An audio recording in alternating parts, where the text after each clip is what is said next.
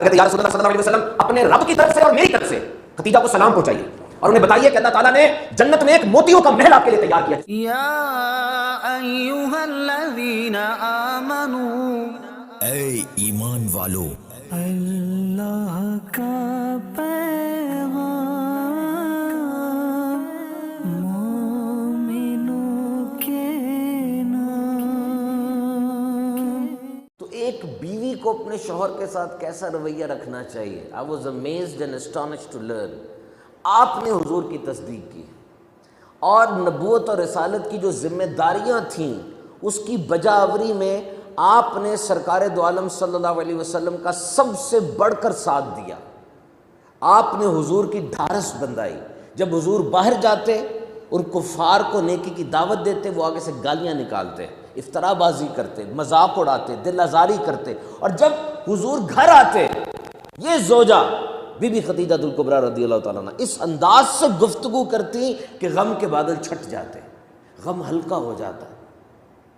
آپ حضور کے بوجھ کو ہلکا کرتی تھی اور ڈھارس بنداتی تھی. ثابت قدمی پر رہنے کے لیے she used to encourage.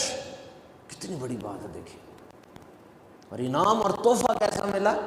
جبریل آتے ہیں آ کر کہتے یا رسول اللہ صلی اللہ علیہ وسلم اپنے رب کی طرف سے اور میری طرف سے ختیجہ کو سلام پہنچائیے اور انہیں بتائیے کہ اللہ تعالیٰ نے جنت میں ایک موتیوں کا محل آپ کے لیے تیار کیا جس میں نہ کوئی غم ہوگا نہ کوئی شور ہوگا اور یہ محل آپ کے لیے مخصوص ہے، اس میں کوئی کوفت بھی نہیں ہوگی.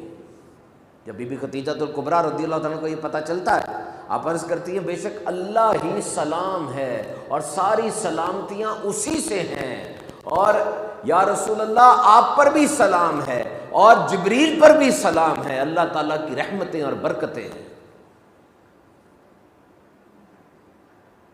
جب بی بی عائشہ صدیقہ رضی اللہ تعالیٰ عنہ ہماری ماں امہات المومنین میں فرماتی ہے کہ جب حضور گھر سے باہر جاتے نا بی بی خدیجہ کا ذکر کیا کرتے تھے بہت اچھے الفاظ سے. تو ایک دن آپ نے اتنے اچھے الفاظ سے ذکر کیا ماشاءاللہ کہ مجھے غیرت آئی اور میں نے کہا حضور ان سے بہتر بیوی اللہ نے آپ کو عطا فرمائی ہے، وہ تو بزرگ ہو گئی تھی، عمر زیادہ ہو گئی تھی.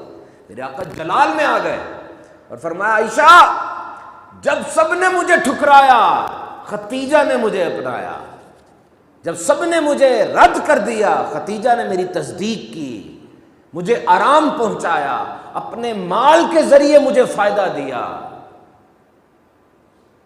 اور حضور پاک صلی اللہ علیہ وسلم کے 3 شہزادے اور 4 شہزادیاں یعنی 7 آپ کی جو اولاد مقدسہ ہے وہ بی بی خدیجہ سے ہی ہیں.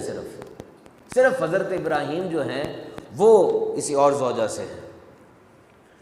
تو یہاں پر ہمیں دیکھنا چاہیے کہ ایک بیوی کو اپنے شوہر سے کیسا معاملہ رکھنا چاہیے. دس از a thing to do and thing we can follow and we can preach our wives, our children, especially our daughters.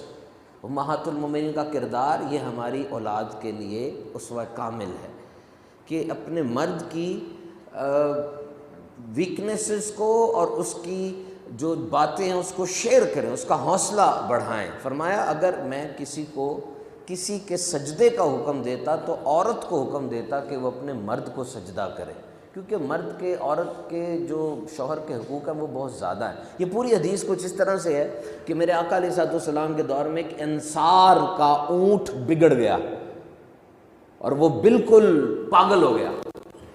وہ نہ پانی اٹھاتا تھا نہ کھیتی کو کچھ کرتا تھا. تو وہ پھر کھیتی مرجھانے لگی اور جو کھجور تھے وہ بھی ختم ہونے لگے. کسی نے آ کے حضور پاک صلی اللہ علیہ وسلم کو بتایا کہ اس کا اونٹ پاگل ہو گیا ہے، بات نہیں سن رہا. میرے آقا علیہ الصلوۃ والسلام گئے، وہ اونٹ باغ کے کونے میں کھڑا تھا اور آقا علیہ الصلوۃ والسلام اس کی طرف جانے لگے. تو انہوں نے کہا باولا ہو گیا بالکل یا رسول اللہ، ہونا حملہ نہ کر دے. سرکار نے فرمایا مجھے اس کا اندیشہ نہیں ہے.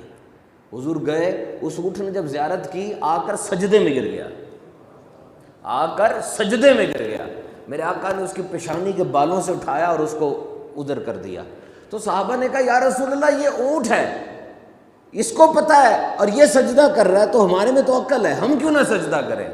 میرے آقا نے فرمایا نہیں، یہ لائق نہیں ہے کہ کوئی بشر کسی آدمی کو سجدہ کرے. اگر ہوتا تو میں عورت کو حکم دیتا کہ اپنے مرد کو سجدہ کرے. تو فرمایا وہ عورت جو اس حال میں دنیا سے گئی کہ اس کا شوہر راضی ہے، کہہ دو وہ جنتی ہے۔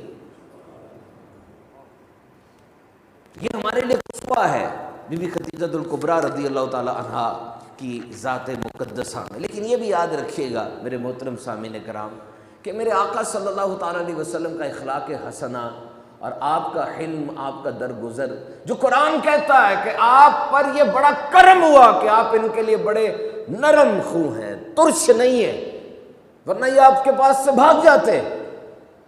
آپ انہیں معاف کر دیں، آپ انہیں معاف کر دیں اور مشوروں میں ان کو شریک کریں۔